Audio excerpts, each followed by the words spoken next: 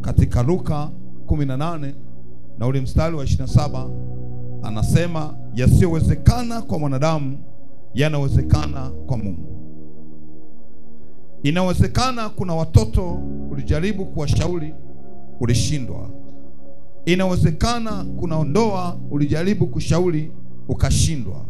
Inawezekana kuna mahali ulijaribu kutafuta msaada ikashindikana. Lakini neno linasema yasiyowezekana kwa wanadamu kwake yeye Mungu inawezekana. Amina. Amen. Amina. Amen. Kwa tuwe na ujasiri hata kama tunajua kuna mambo yanaumiza moyo.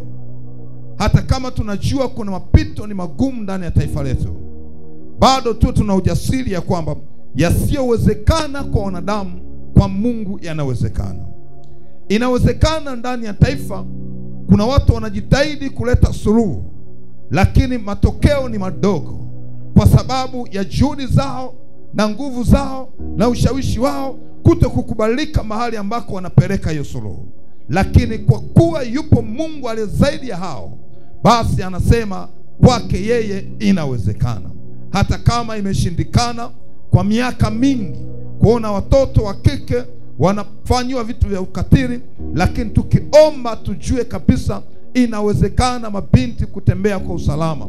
Inawezekana vijana kuwa salama. Inawezekana taifa kuwa salama. Kwa nini? Kwa sababu kwake yeye Mungu yote yanawezekana. Amina. Na naomba nikutie moyo kwa ujasiri kabisa ya kwamba kwake Yesu yanawezekana. Yale ambayo yanashindikana kwa juhudi na kwa maarifa za kibinadamu, narudia tena, kwake Yesu inawezekana. Kwa jioni ya leo, kama ambavyo Mungu alitufundisha jana katika kitabu cha Mithali 11 mstari wa 1, ya kwamba mizani yetu isiyo ya hadaa, hivyo hivyo amini ya kwamba kwake Yesu inawezekana. Hata kama kuna mambo yamejitahidi kufanyika hayajawezekana, kwake Yesu inawezekana. Mara nyingi taifa linakuwa na malalamiko ya kwamba taifa halina ajira, taifa halina hiki, taifa halina hiki. Hata kama serikali imeshindwa kufanya, Mungu anaweza kufanya. Nikukumbusha habari moja ya kuaminika. Serikali ya Misri haikuweza kutengeneza chakula au kuruhusu jangwa likawa linazaa chakula, lakini kwa Mungu iliwezekana jangwa likawa na chakula. Serikali ya dunia nzima ilishindwa kugawanya bahari ya Shamu, lakini Mungu aliweza kugawanya bahari ya Shamu. Watu mbalimbali walifanya maajabu, lakini yale ya Mungu ni maajabu makubwa kuliko ya wanadamu. Ndio maana tunaona Farao alifanya miujiza, lakini ilipokuja miujiza ya Mungu ilikuwa na uwezo wa kufuta, na ilifuta miujiza yote ya Farao. Kwa nini? Kwa sababu miujiza ya Mungu ni mikubwa kuliko ya mwanadamu. Kwa kama kuna sehemu ulifanya kwa akili na unaona kabisa kuna mahali ulifaulu, basi ukimuita Mungu ndani ya taifa, manake utafanikiwa zaidi. Haleluya. Yasiyowezekana kwa mwanadamu basi yanawezekana kwa Mungu. Ninaomba uamini hayo na uelewe hayo, na nakutia moyo na nakuongezea hasira ya maombi. Mtumishi wa Mungu Elia alikuwa ni mwanadamu kama wewe, lakini alikuwa na uwezo wa kuomba. Akasema, Mungu ninaomba kwa neno lako mvua na ikasimama isinyeshe ndani ya miaka 3, na ikasimama. Hivyo hata mimi nina uwezo wa kuomba, hata wewe una uwezo wa kuomba, wa kusema Yesu Kristo ninakuomba. Wakina mama kuanzia leo hakuna kuzaa kwa operation, na ikawezekana. Unaweza kumwambia Mungu ninakuomba kuanzia leo vijana wetu wa elimu ya msingi hakuna kijana atakayeumwa shuleni, na ikawezekana. Unaweza kuomba ukasema vijana wetu wa kike na wa kiume hakuna kijana atakayeteswa na kuonewa, na ikawezekana. Kwa nini? Kwa sababu Elia aliomba akasimamisha mvua ambayo mwanadamu hana mamlaka nayo, lakini mvua ikasimama. Hivyo hivyo na mimi na wewe tunaweza kuomba na tukaruhusu nguvu ya Mungu ikafanya maajabu mpaka watu wakashangaa. Kwa nini? Kwa sababu yasiyowezekana kwa wanadamu kwa Mungu yanawezekana. Ni kweli wanadamu wameshindwa, ni kweli watu wameshindwa, ni kweli serikali imeshindwa, lakini Mungu hajawahi kushindwa. Ndio anasema niite nami nitakuitikia, na nitakuonyesha mambo magumu na makubwa usiyoyajua. Kwa nini? Kwa sababu inawezekana kubadilisha hali ya manyanyaso, inawezekana kubadilisha hali ya magonjwa, inawezekana kubadilisha hali ya dhuluma, inawezekana kubadilisha hali ya maachano na machukizo mbalimbali, inawezekana. Kwa nini? Kwa sababu kwake Mungu inawezekana. Na sisi kuwepo hapa hatupo kwa sababu ya akili, kwamba yupo mwanaume mmoja Yesu Kristo tumemwamini, hivyo tumevaa mwili wa usika wa Yesu Kristo, hivyo tuna uwezo wa kuomba kama Elia alivyoomba, akasema na mvua isinyeshe, ikazuilika, na ikunyesha, na iposema na inyeshe, na ikanyesha. Hivyo na sisi tuna uwezo wa kusema iwe na ikawa, tunaweza kusema isiwe na isiwe. Amen. Hivyo unavyokuwepo kuomba, amini kabisa Mungu amekusudia, na amini kabisa yale ambayo unayaomba wewe huwezi kuyafanya, lakini yupo aliyepo ndani yako ambaye anaweza kuyafanya. Ndio maana nasema kwake yeye yanawezekana, lakini kwa mwanadamu mwenye sura ya umbo na nyama na damu na akili za kidunia haiwezekani. Ndio maana serikali inaweza kuhangaika kuruhusu watu wawe na mitaji, lakini bado mitaji haipatikani. Kwa nini? Kwa sababu hakuna watu wanaomwita Mungu juu ya hiyo mitaji. Leo Mungu anatuita tuweze tukaseme ili mambo yakawezekane, yasiwepo mtu wa kuzuilika, asiwepo mtu wa kuonewa, asiwepo mtu wa kutendewa mabaya. Kwa nini? Kwa sababu ipo nguvu ndani yetu. Elia alikuwa ni mwanadamu, alitembea kama wewe, kama jina la unabii na wewe pia umesikia wapo manabii. Hivyo unaweza ukawa nabii majira haya, ukasema Mungu ninakuomba kwa neno lako na ikasimame amani Tanzania. Hakuna anayeweza kuivuruga amani. Unaambia Mungu nakuomba kwa neno lako na ikasimame afya Tanzania. Hakuna mtu anayeweza kuruhusu magonjwa. Unasema Mungu nakuomba kwa neno lako na ikawa utulivu Tanzania. Hakuna ndoa wala familia zitakazo farakana. Kwa nini? Kwa sababu umetamka na inawezekana. Ukitamka na inakuwa. Amen. Ninakuomba uwe na hasira wakati wa maombi, na ujue maandiko yanakuambia nini, na ujue Mungu anasema nini. Kwake yeye inawezekana. Yale ambayo unaona kabisa haiwezekani, amini, fungua moyo, fungua nafsi, achilia mwili, mwambie Yesu nakuja sasa, Yesu nakuja sasa. Haiwezekani watu wangu wateseke, haiwezekani watoto wangu wateseke, haiwezekani watu wa nyumba yangu wateseke, haiwezekani watu wa taifa langu wateseke, haiwezekani wakina mama wenzangu wateseke, haiwezekani vijana wenzangu wateseke, haiwezekani wahubiri wenzangu wateseke, haiwezekani waamini wenzangu wateseke, haiwezekani wasomi wenzangu wateseke, haiwezekani wanasiasa wenzangu wateseke. Kwa nini? Kwa sababu Bwana kwako wewe inawezekana. Ni kweli watu wameungana, wamekaa vikundi kwa vikundi kwa ajili ya kuharibu na kubomoa na kuzuia maisha yasiendelee mtu huyu, lakini mimi namleta kwako Yesu ambaye unaweza kubadilisha, ambaye unaweza kutengeneza. Kwa nini? Kwa sababu ninaamini kwako Yesu inawezekana. Na umesema imani ni hakika mambo tarajiwayo na ni bayana mambo yasiyoonekana. Sasa ninasimama, ninainua sauti yangu mbele zako. Ninahitaji vijana wawe na heshima ndani ya taifa, nahitaji akina mama wawe na heshima ndani ya taifa, nahitaji wahubiri wawe na heshima ndani ya taifa, nahitaji kanisa liwe na kibali ndani ya taifa, nahitaji serikali iwe na kibali ndani ya taifa. Kwa nini Bwana? Kwako wewe yanawezekana. Ninasimama sasa, ninasimamisha mafarakano, ninasimamisha huzuni, ninasimamisha anasa, ninasimamisha kila aina ya ubatili. Ninaruhusu jina lako Yesu liweze kutembea ndani ya taifa. Amen. Unapoomba lazima uwe kama mtu umechanganyikiwa. Usio naomba kwa mazoea. Wacha nikwambie, kuomba hakuna staili. Usije ukasema nitakuwa naomba nasema hivi, nafanya hivi. Hakuna kuomba, hakuna staili. Kwa sababu sema Roho wa Mungu atakapojaa ndani yetu, kuna lugha zinaanza kutamkwa. Zile lugha hazina formula, inaanza riko shapa ya rika oya masika ribosha. Kila mmoja ataendeshwa lugha yake. Kwa nini? Kwa sababu anaruhusu yasiyowezekana kwa wanadamu kwake Mungu yawezekane. Anaruhusu yaliyoshindikana kwa wanadamu kwa Mungu yawezekane. Anaruhusu yaliyochoshwa kwa wanadamu kwa Mungu yawezekane. Anaruhusu wanadamu yaliyomuumiza kwa Mungu yawezekane. Amen. Hebu jaribu kuangalia ni mambo mangapi yameshindikana. Leo nilikuwa naangalia, ukienda katika serikali yetu ya wilaya pale jiji, kuna asilimia za vijana, lakini na vijana wapo waliopewa hizo asilimia, na walipewa kwa nia ya kusaidika ili kusudi waweze kuwa na uchumi. Lakini wengine wameishia kuhonga, wengine wameishia kutapanya, wengine wameenda kuchezea kamari, wengine wakaishia kuhama na mji. Unajiuliza ni kwa nini? Kwa sababu waliamini kabisa wakipokea inawezekana. Lakini nataka nikwambie, tukiomba inawezekana. Watu wale wakaenda kulima wakapata, watu wale wakaenda kuendesha bodaboda wakapata, watu wale wakaendesha bajaji wakapata, watu wale wakaanza kupika vitafuno wakapata, watu wale wakaanzisha biashara wakapata, watu wale wakatembea mahali ambako kuna baraka zao na wakabarikiwa. Kwa nini? Kwa sababu iko neema ya Mungu inayoweza kubadilisha mambo ambayo kwa wanadamu haiwezekani, mambo ambayo kwa wanadamu imeshindikana, mambo ambayo kwa wanadamu wamelia wamechoka, lakini kwa Mungu inawezekana. Kwa Mungu inawezekana. Usiangalie ni kitambo cha muda gani, wacha nikwambie kwa sekunde inawezekana. Hebu nifungulie kitabu cha Yakobo, ile sura ya 5 mstari wa 17. Yakobo sura ya 5 ule mstari wa 17. Inamzungumzia mtu mmoja ambaye alipewa mamlaka ya kusimama, akasimama kwa zamu yake, na aliposimama kwa zamu yake akafanya mambo makubwa na ya ajabu mno. Unaweza kusoma Yakobo 5 mstari wa 17. Amen, nasoma. Ndio. Anasema, Elia alikuwa mwanadamu mwenye tabia moja na sisi. Elia alikuwa ni mwanadamu mwenye tabia moja na sisi.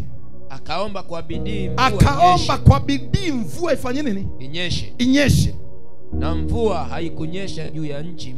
Anasema inyeshe na mvua haikunyesha juu ya nchi. Rudia vizuri. Amen. Soma vizuri ya maandiko. Elia alikuwa mwanadamu mwenye tabia moja na sisi. Elia alikuwa ni mwanadamu mwenye tabia moja na sisi. Akaomba kwa bidii mvua inyeshe. Akaomba kwa bidii mvua isinyeshe. Naomba usome vizuri. Amen. Na mvua haikunyesha juu ya nchi. Na mvua haikunyesha juu ya nini? Ya nchi. Juu ya nchi. Muda wa miaka 3 na miezi. Muda wa miaka 3 na miezi mingapi? 6. Yani miaka 3 na nusu. Mtu mmoja mwenye umbo kama lako akasimama akasema, nataka Mungu dhihirike kwa namna ya pekee. Kwa nini? Kwa sababu kumbuka, Elia aliomba miungu bahari ikaondoka, lakini bado watu wakawa na roho ngumu. Akasema, sasa nakudhihirisha kwa namna nyingine. Ninaingia kwa imani kubwa na kwa bidii, ninakuja kuomba. Ninataka watu hao wakuelewe, watu hao wakuamini. Ninasimama mbele zako Yesu Kristo, ninazuia anga hili halitarushusha tone la mvua, ili watu hao wakujue kwamba Mungu upo. Alipoomba, Biblia inasema miaka 3 na miezi 6 mvua ikasimama, mvua ikasimama, mvua ikasimama. Kwa nini? Yuko mwenye imani moja ambaye alisimama kwa bidii akasema, ninaomba Mungu wangu julikane, ili watu wabadilike katika hili taifa, ili watu warejeshewe katika hili taifa, ili watu wakuelewa katika hili taifa. Sasa ninasimamisha mvua, haitanyesha, haitanyesha. Aliposimamisha mvua, Biblia inasema miaka 3 na miezi 6 mvua ikasimama, haikunyesha tena. Kwa nini? Kwa sababu yuko mwanadamu ambaye aliamini ya kwamba kwake Mungu hayazuiriki, kwake Mungu yanawezekana, hata kama kwa wanadamu inashindikana. Naamini wako watu ambao walisema, Elia, unachoomba hakitajibiwa kwa sababu mvua ni ya Bwana. Lakini alijua kabisa, na mimi ni wa Bwana, ninaweza kuomba na ikawa. Na alipoomba mvua ikanyamaza, ikasikia sauti ya mwenye imani mmoja Elia akasema, haiwezekani mimi kunyesha kwenye ardhi ambako mtu wa Mungu ameomba. Nitatulia juu mpaka mtu wa Mungu tena aombe. Hivyo tunaweza kusema hatutaki ushoga Tanzania, tunaweza kusema hatutaki magonjwa Tanzania, tunaweza kusema hatutaki kafara Tanzania, tunaweza kusema hatutaki mabaya Tanzania. Kwa nini? Kwa sababu tunamjua Mungu wetu ambaye anaweza kufanya mambo ya ajabu na ya kushangaza. Tunamjua baba yetu ambaye anaweza kufanya mambo ya ajabu na ya kushangaza. Kwa nini? Kwa sababu kwa wanadamu haiwezekani, lakini kwake Mungu inawezekana. Ninakuhitaji uwe na hasira, na kuhitaji uwe na mamlaka, na kuhitaji uwe na nguvu ya kumwambia Mungu, Mungu wangu, ninaomba haya yafike mwisho sahihi. Elia alikuwa ni mwanadamu mwenye umbo kama la kwetu. Akaomba mvua isinyeshe, na ikunyesha ndani ya miaka 3 na miezi 6. Hebu jaribu kuiona hiyo imani. Hebu jaribu kuliona hilo tumaini. Hebu jaribu kuona huo msuri wa imani. Na wewe je, kuna mambo mangapi Mungu wako anadhihakiwa ndani ya taifa? Una kila sababu ya kusema ninataka kila atakayeenda kwa mganga akawe masikini milele mpaka mrejee Mungu na akawa masikini. Unaweza kusema ninataka kila anaenda kilabuni akawe mgonjwa milele ili aache ulevi na akaacha ulevi. Unaweza kusema ninataka kila chuma ulete na akapata upofu na atapata upofu. Unaweza kusema kila mtendakazi wa kipepo na uwawe na kauawa. Kwa nini? Kwa sababu unayo mamlaka, unayo mamlaka, na Yesu amethibitisha mamlaka. Anasema tazama, nimewapeni funguo za mamlaka, na lolote mtakalo lifunga duniani litakuwa limefungwa na mbinguni. Na nakwambia unao uwezo wa kufunga ushoga, unaweza wa kufunga unyanyasaji, unaweza kufunga ukatili, unaweza kufunga udini, unaweza kufunga anasa, unaweza kufunga roho zote za kipepo na majini. Unao uwezo wa kufunga. Funguo ziliachiliwa tena kwa gharama ya mauti, tena kwa gharama ya mauti ziliachiliwa funguo kwa ajili yetu sisi, ili tuende tukateke, ili tuende tukazuie, ili tuende tukarejeshe. Ni saa iliyopewa na Bwana, ni majira tuliyopewa na Bwana. Una kila sababu mama ya kumwambia Mungu wangu, Mungu wangu, Jehova, Jehova, Jehova, ninafunga hii roho isisimame kwenye hili taifa. Ninafunga hii roho isisimame kwenye hili kanisa. Ninafunga hii roho isisimame kwenye mkunji wa mkonze. Ninafunga kwa mamlaka ya jina lako Yesu. Elia alikuwa na mwili kama wako. Inawezekana mama ukiomba. Narudia tena, inawezekana. Na ule mstari wa 18 anasemaje? Akaomba tena. Akaomba tena. Mbingu zikatoa mvua. Mbingu zikatoa mvua. Nayo nchi kazaa matunda yake. Nayo nchi kazaa matunda yake. Haleluya. Kwa hiyo tunayo mambo mawili. Jambo la kwanza ni kufunga. Jambo la pili ni kufungua. Jambo la kwanza ni kufunga. Jambo la pili ni kufungua. Elia alipofunga mvua akarudi mbele yao akasema, mnamuona baba yangu ndiye aliyezuia mvua isinyeshe. Sasa ninaenda kuomba tena na mvua itanyesha. Wakashuhudia mvua inanyesha juu ya nchi na majani yanaanza kumea. Wakati tunasoma vizuri kitabu cha Isaya, anasema majani makuvu yakapata kustawi tena, yale majani makavu yakapata kumea tena. Kwa nini? Kwa sababu wale masikini wakapewa utajiri, wale masikini wakapewa utajiri, wale vipofu wakapewa kuona, wale wenye njaa wakapewa chakula. Ndio maana nasema majani makavu yakapata kumea tena katika nchi. Kuna majani makavu Tanzania, kuna majani makavu Tanzania. Kuna watu hawaolewe, kuna watu hawazai, kuna watu hawapati mitaji, kuna watu hawapati elimu, kuna watu hawapati afya. Hayo ni majani makavu. Tunaweza kuomba leo tukasema, Jehova Shama, mabinti waolewe, vijana waowe, watu wapate mitaji, watu wapate ajira, watu wapate mafanikio. Kwa nini? Kwa sababu kama Elia akasema, akaomba mvua inyeshe na ikanyesha tena juu ya nchi, na sisi tunaweza kuomba na mvua ikanyesha tena na hali ikabadilika tena na maisha yakaendelea tena. Ninakwambia haijalishi ni magonjwa gani yamesimama, tunaweza kuyafunga magonjwa na kurumba afya ikawepo, na afya ikawepo ndani ya mtu. Hata kama kuna kiburi kilisimama, tunaweza kuondoa kiburi na heshima ikapatikana. Kwa nini? Kwa sababu iko imani ndani ya neno na iko nguvu ndani ya neno. Hakuna anayeweza kuzuia. Ni wewe kusimama na kusema, Mungu wangu, Mungu wangu, baba yangu, baba yangu, ninaomba uende pamoja nami. Maombi ya kuombea taifa ni maombi ya kujitoa akili. Maombi ya kuombea taifa ni maombi ya kujitoa akili, wala si maombi ya kimeneja, wala si maombi ya kisomi. Elia kutumia akili tu. Elia wala hakutumia mawazo. Elia wala hakutumia maridadi alionao. Kitu kimoja tu akasema, hawa kuna namna hawamjui Mungu.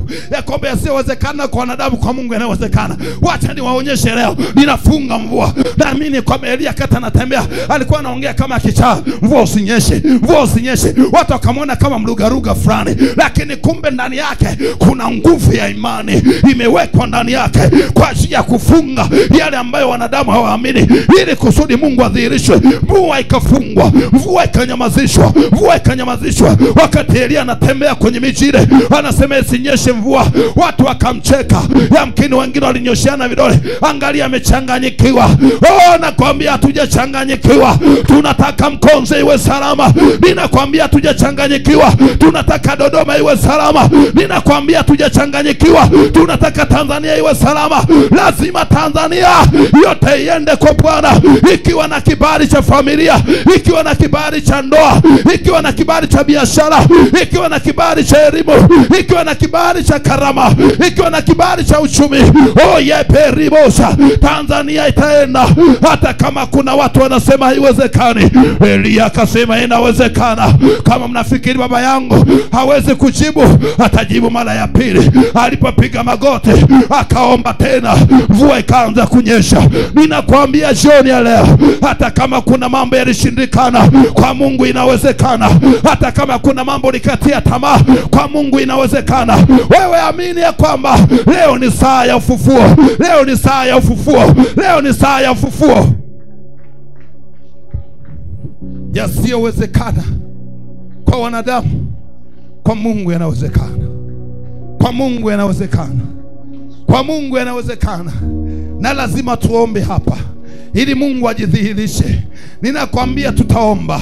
Ninakwambia tutaomba. Haijalishi umekuwa tasa muda gani, tunaomba leo unakuwa mfulu. Tunaomba leo unakuwa huru. Haijalishi umekuwa mtu wa kuchekwa kwa muda gani, tunaomba leo heshima yako itakufuata. Haijalishi umekuwa mtu wa kupungukiwa kwa muda gani, tutaomba leo Mungu atakujaza neema. Kwa nini? Kwa sababu kwake Yesu inawezekana. Kwake Yesu inawezekana. Kwake Yesu inawezekana.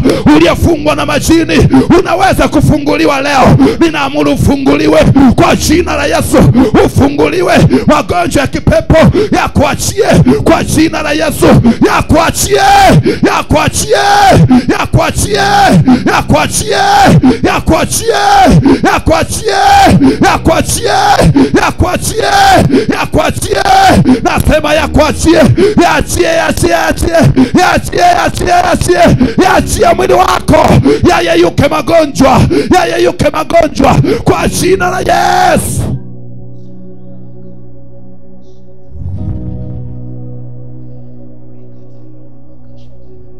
Mwanadamu mmoja Elia aliomba, na ikawa. Hata sisi leo itakuwa.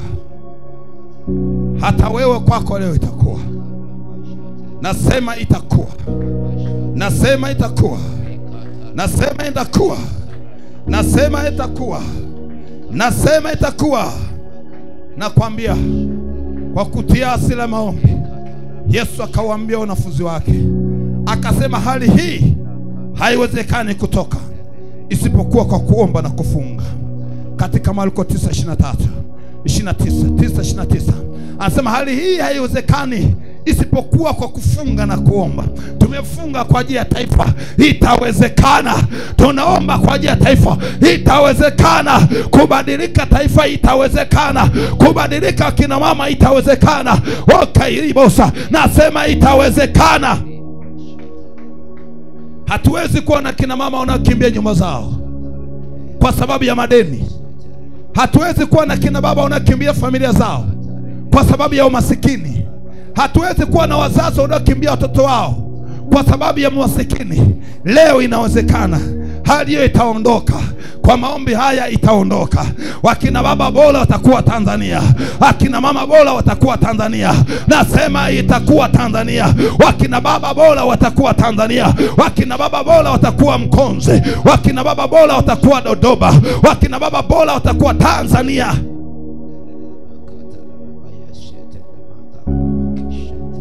Hali hii haiwezekani kutoka isipokuwa kwa kuomba na kufunga. Hali gani haiwezekani? Umaskini hawezi kuondoka kwa kukopa. Umaskini hawezi kuondoka kwa kukopa. Hali gani haiwezekani? Ndoa haiwezi kusimama kwa ushauri wa wanadamu. Mambo gani hayawezekani? Uchumi hawezi kusimama kwa sababu tu ya ndugu. Lazima tutaomba leo ili Mungu asimamishe uchumi wa taifa, ili Mungu asimamishe uchumi wa familia, ili Mungu asimamishe uchumi wa kanisa. Neema ya Mungu ni ajabu mno. Neema ya Mungu ni ajabu mno. Neema ya Mungu ni ajabu mno. Fungua tu moyo wako mahali ulipo. Mwambie Jehova, umeniamini. Yasiwezekana kwa wanadamu, kwako yanawezekana.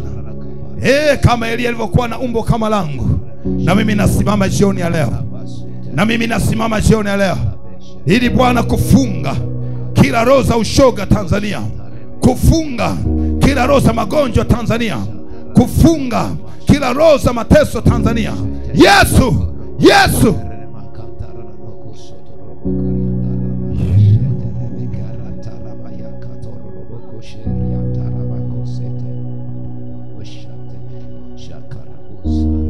Jaribu kufungua macho yako. Itazame Tanzania. Itazame taifa la Tanzania. Yangalie nawe pitia. Wako watu wanakufa kwa magonjwa ya ajabu. Mungu ametupa neema na mamlaka leo kufunga hayo magonjwa. Mungu ametupa neema na mamlaka leo kufunga hayo magonjwa. Mungu ametupa neema na mamlaka leo kufunga hayo magonjwa. Mungu ametupa neema na mamlaka leo kufunga hayo magonjwa. Inua mikono yako juu mahali ulipo. Sema Bwana Yesu. Bwana Yesu. Sema Bwana Yesu. Bwana Yesu. Kama ambavyo Elia aliomba na mvua isinyeshe, na ikunyesha, na mimi leo ninasimama kuzuia kila magonjwa ndani ya taifa la Tanzania. Kila magonjwa ya mlipuko, kila magonjwa ya ulipuko yaliyosimama katika taifa la Tanzania, na yafunga kwa mamlaka ya jina lako, kwa mamlaka ya jina lako Yesu Kristo. Bwana Yesu, kila magonjwa ya kipepo yaliyokaa kwa vijana, yaliyokaa kwa kina mama, roho za magonjwa zinazowekwa na majini, nazifuta kwa damu ya Yesu, naziteketeza kwa moto wa Roho Mtakatifu, kwa jina la Yesu, kwa jina la Yesu, kwa jina la Yesu. Ninaondoa kila silaha za magonjwa juu ya nchi yetu, juu ya taifa letu, kwa jina la Yesu. Ninafunga roho za magonjwa ndani ya ardhi, juu ya ardhi, juu ya anga la Tanzania.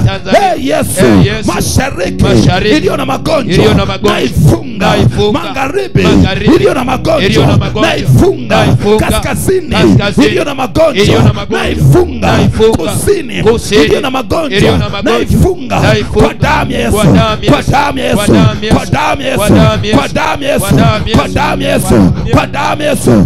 Bwana Yesu, madaktari wameshindwa, lakini wewe Yesu unaweza. Kama ambavyo umesema yaliyoshindikana kwa wanadamu, kwako wewe yanawezekana. Na mimi leo Yesu Kristo ninakuita kwa neno lako, ushuke katika ardhi, katika taifa la Tanzania, ukafunge kila magonjwa, ukafunge kila operation, ukafunge kila sergeant aina yoyote iliyoandaliwa ndani ya taifa la Tanzania. Yesu, Yesu, Yesu, ninafunga kila silaha za kuzimu zilizosimama juu ya ardhi ya Tanzania.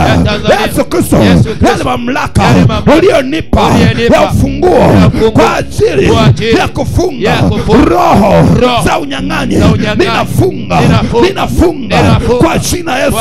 Ninafunga kila roho za unyang'anyi, kila roho za uchoyo, kila roho za magonjwa, kila roho za masikini, ninafunga kwa jina Yesu. Ninafunga kwa jina Yesu roho yoyote iliyosimama kinyume na kusudi lako ndani ya taifa la Tanzania, naifunga, naifunga hiyo roho, naifunga kwa jina la Yesu, kwa jina la Yesu, kwa jina la Yesu. Ninafunga kila roho ya kuzimu iliyosimama iliyosimama ndani ya taifa la Tanzania. Yesu, ninainua upanga ukatao kuwili kufyeka kila roho ya masaka juu ya taifa la Tanzania. Ninaharibu kila roho ya masaka juu ya nchi, juu ya ardhi ya Tanzania. Yesu, jioni ya leo, usiku wa leo, ninafunga roho ya masikini, ninafunga roho ya masikini katika taifa la Tanzania. Yesu, Yesu, Yesu, Yesu, teremka sasa na ule kufuli, na ile kufuli ukafunge yale magonjwa, ukafunge ile mauti, ukafunge ile hasara, ukafunge ile roho ya kuchoka. Yesu, Baba, mfalme, teremka sasa, teremka sasa, ukafunge kila kazi za kuzimu ndani ya familia. Bwana, ikiwa taifa la Tanzania linatumiwa na waganga, ninafunga roho za uganga ndani ya taifa la Tanzania kwa jina la Yesu, kwa jina la Yesu. Ninafunga roho za uganga ndani ya taifa la Tanzania. Bwana, ikiwa watu wako wamefungwa na mapepo kwenye afya zao, kwenye ndoa zao, Yesu Kristo, ninafungua afya zao kwa ile funguo ya mamlaka ulionipa kwa njia ya mauti pale Kalvari. Ninafungua ile ndoa, naifungua ile familia, naifungua ile taasisi, naifungua ile elimu, naifungua kile kipawa kwa jina la Yesu. Ninafungua. Ewe mgonjwa, funguka sasa. Efata, funguka. Kila kiziwi apokee kufunguliwa, kila kipofu apokee kufunguliwa, kiziwi pokea kufunguliwa, kipofu pokea kufunguliwa, kiwete pokea kufunguliwa, bubu pokea kufunguliwa, wenye ukoma pokea kufunguliwa, pokea kufunguliwa, pokea kufunguliwa kwa jina la Yesu Kristo. Ninafungua anga, ardhi ya mahali hapa, ikalete heshima, utajiri, amani kwa Tanzania. Yesu, nalifungua anga la Mkonze, nalifungua anga la Mkonze katika elimu, katika uchumi, katika ndoa, katika familia, katika imani. Nalifungua kwa jina la Yesu, nalifungua kwa jina la Yesu. Bwana Yesu, ninaachilia ukombozi juu ya taifa la Tanzania. Naachilia ukombozi juu ya taifa la Tanzania. Yesu, nalikomboa taifa la Tanzania. Bwana Yesu, ninaingia kwenye ile roho iliyokaa kwenye ile ukoo ya magonjwa. Yesu Kristo, naikomboa hiyo familia kwenye roho ya magonjwa. Ewe mama unayeteswa na magonjwa, pokea roho uponyaji, pokea roho uponyaji. Ninafuta kila roho za mapepo, za majini, juu ya moyo uliokaa ndani yako kwa jina Yesu. Ninafuta kila silaha za kuzimu na uchawi uliokamata hatua zako. Naifuta kila vazi la kuzimu waliokuvisha katika ndoto, na kuvua kila vazi la uchawi na magonjwa waliokuvisha, na kuvua kwa jina la Yesu, kwa jina la Yesu. Ninavua kila vazi la magonjwa, ninavua kila vazi la hasara, ninavua kila vazi la umasikini ndani ya taifa la Tanzania. Ewe vazi uliyemvaa huyu kijana, vuka.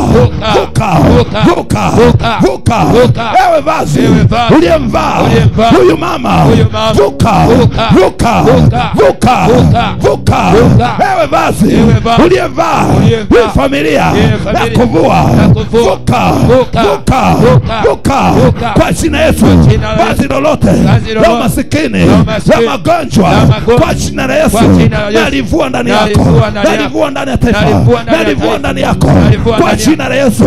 Kama ambavyo Elia alisimamisha ile mvua haikunyesha ndani ya taifa, na mimi leo nasimamisha roho za uchawi ndani ya taifa, nasimamisha roho za uganga ndani ya taifa, nasimamisha roho za mira ndani ya taifa, nasimamisha roho za magonjwa ya kipepo ndani ya taifa kwa jina la Yesu. Ewe magonjwa, toeka, simama, ondoka ndani ya taifa ya Tanzania kwa jina la Yesu. Yasiyowezekana kwa wanadamu, kwake Mungu yanawezekana. Haijalishi umeteseka miaka mingapi, ukombozi kufuate mahali ulipo. Haijalishi umeteswa mapepo mara ngapi, ukombozi kufuate mahali ulipo. Haijalishi umefungwa kwenye gereza gani na waganga wameshindwa kukutoa, yuko mwanaume Yesu sahihi, anakuchomoa kwenye hilo gereza, anakuchomoa kwenye hilo gereza. Endelea kuondoka kwenye hilo gereza kwa jina la Yesu Kristo. Roho ya umasikini iliyofungwa na ndugu zako inafunguliwa sasa, unafunguliwa sasa, unafunguliwa sasa, unafunguliwa sasa. Roho ya magonjwa iliyokaa ndani yako unafunguliwa sahihi, unafunguliwa sahihi. Yasiyowezekana kwa wanadamu, kwake Mungu inawezekana. Yale yaliyoshindikana kwa waganga, yale yaliyoshindikana kwenye familia, nasema yanawezekana, yanawezekana, yanawezekana, yanawezekana, yanawezekana. Inuka sasa, inuka sasa, inuka sasa, inuka sasa. Taifa inuka, taifa inuka, mama inuka, baba inuka, kijana inuka, babu inuka, bibi inuka, watoto inuka kwa jina la Yesu. Kanisa inuka, serikali inuka kwa jina la Yesu, kwa jina la Yesu. Ninasimamisha kila chochote kilichozuilika kwenye ulimwengu wa kipepo, na kisimamisha sasa katika walisia wa Kristo. Ewe tajiri uliofichwa kwenye ile familia, ewe nyota uliobebwa na yule mganga, na kurejesha, na kurejesha, na kurejesha. Kama ambavyo Elia aliomba mvua ikanyesha na nchi ikamea tena, na mimi teza ninakuinua ewe masikini, ninakuinua ewe masikini, ninakuinua ewe mgonjwa. Pokea utajiri, pokea heshima, pokea kibali, pokea mamlaka, pokea kazi, pokea neema kwa jina la Yesu. Ukasimame, ukastawi, ukainuke, ukaendelee. Walipofeli ukafaulu, ulipoanguka ukainuke, ulipoteswa ukapokea uzima kwa jina la Yesu. Machozi yako yakafutwe jioni ya leo, yakafutwe jioni ya leo, yakafutwe kwa jina la Yesu.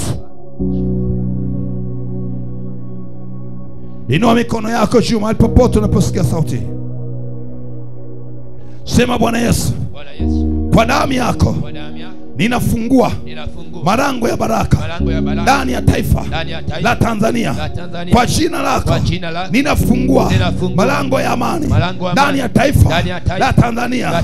Kwa damu yako ninafungua malango ya upendo ndani ya taifa la Tanzania. Kwa jina la Yesu na mimina roho ya upendo katika taifa la Tanzania, katika taifa la Tanzania. Kwa jina la Yesu, kwa jina la Yesu, kwa jina la Yesu.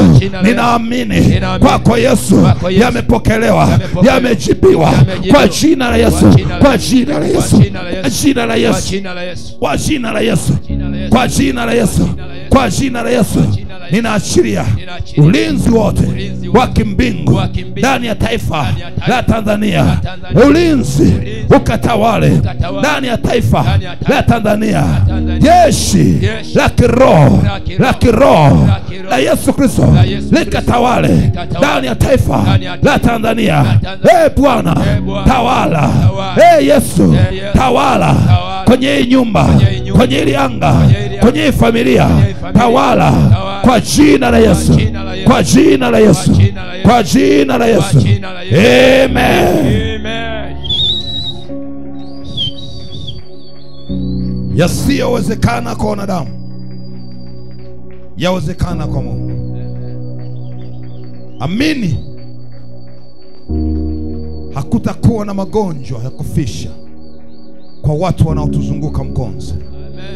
Hakutakuwa na magonjwa ya kuumiza ndani ya taifa la Tanzania.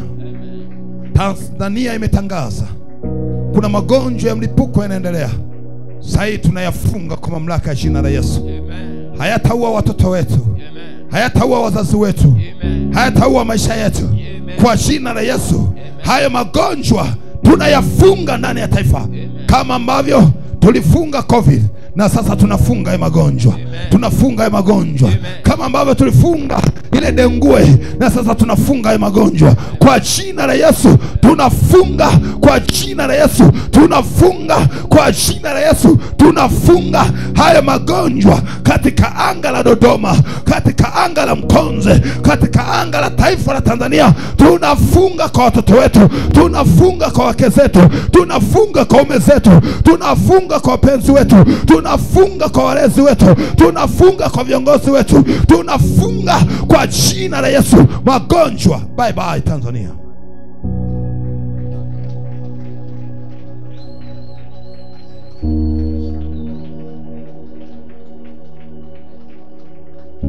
Yasiyowezekana kwa akili zako mkabidhi Yesu.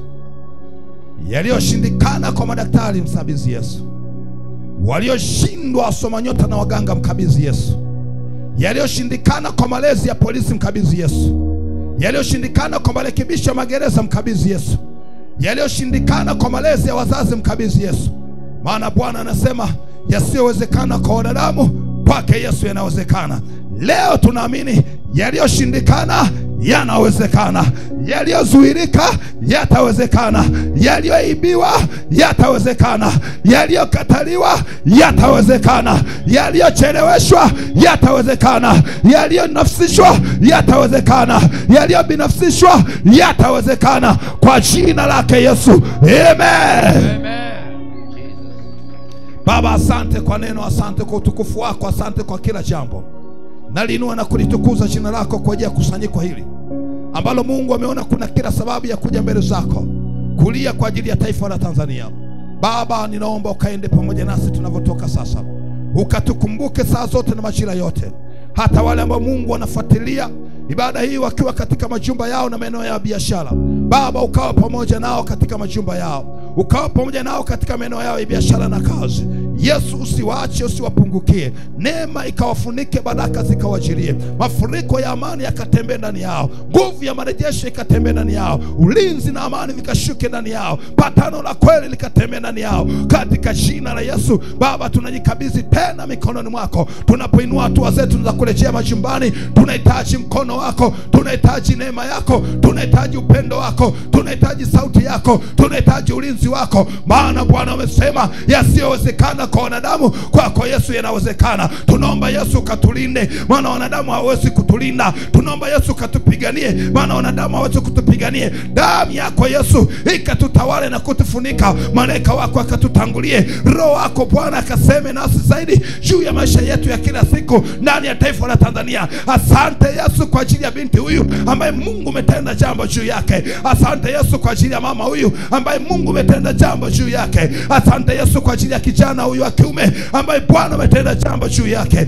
Asante Yesu kwa ajili ya baba huyu ambaye Yesu umetenda jambo juu yake. Asante Yesu kwa ajili ya ibada hii ambaye Bwana umetenda jambo kwa ajili ya ibada hii. Asante Yesu kwa ajili ya taifa hili ambalo Bwana umetenda jambo kwa ajili ya taifa. Asante Yesu kwa ajili ya serikali yetu ambayo Bwana umetenda jambo kwa ajili ya serikali. Asante Yesu, asante mtakatifu, asante mfalme, asante Jehova Shama, asante El Shaddai. Asante Yesu kwa ajili ya sauti hizi. Asante Yesu kwa ajili ya kibali hichi. Asante Yesu kwa ajili ya majira haya. Asante Yesu kwa ajili ya upendeleo huu uliyetuamini kwa ajili ya taifa. Asante Yesu, asante Yesu, asante Yesu kwa sababu ya uzima uliachilia ndani yetu. Asante Yesu kwa sababu ya uponyaji uliachilia ndani yetu. Asante Yesu kwa sababu ya kibali ulichoachilia ndani yetu. Asante Yesu kwa sababu ya nguvu ulizoachilia ndani yetu. Asante Yesu kwa sababu ya mamlaka uliachilia ndani yetu. Asante Yesu kwa sababu ya ushindi uliotangaza ndani yetu. Asante Yesu kwa sababu ya uzao ulioachilia ndani yetu. Asante Yesu kwa sababu ya kazi ulizoachilia ndani yetu. Asante Yesu kwa sababu ya cheo ulichoachilia ndani yetu. Asante Yesu kwa sababu ya karama ulioachilia ndani yetu. Asante Yesu kwa sababu ya kibali na mamlaka na uwezo na kipawa ulichoachilia ndani yetu. Asante Jehova, asante Jehova, asante mtakatifu, asante mfalme wa amani. Asante Yesu Kristo, asante El Shaddai, asante mfalme wa wafalme, asante Mungu wetu. Naomba neno lako ili Yesu likaendelee kuishi ndani yetu. Yasiyowezekana kwetu kwako inawezekana. Elia alikuwa na umbo kama la kwetu. Aliomba mvua ikasimama na ikasimama. Akaomba mvua inyeshe na ikanyesha. Nawe Yesu kaachilia mamlaka ndani yetu kwa ajili ya kufunga na kufungua. Ikawe sawa sawa na tulivyoomba Yesu. Ikawe sawa sawa na tulivyoomba Yesu. Katika jina la mwanao Yesu Kristo tunajifunika kwa damu yake ya thamani, tukiomba na kuamini. Amen. Neema ya Bwana wetu Yesu Kristo na upendo wa Mungu Baba na ushirika wa Roho Mtakatifu ukae na sisi sote sasa na hata milele. Amen. Mungu akubariki sana. Mungu akubariki sana. Mungu akubariki sana.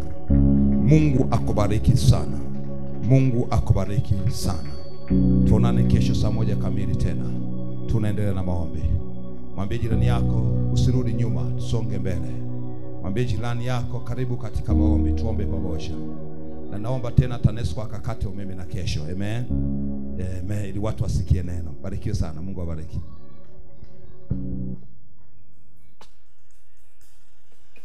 Kama ilivyo kawaida, yule ambaye na sadaka yake atatamka kadri awezavyo ya kuiachilia sadaka.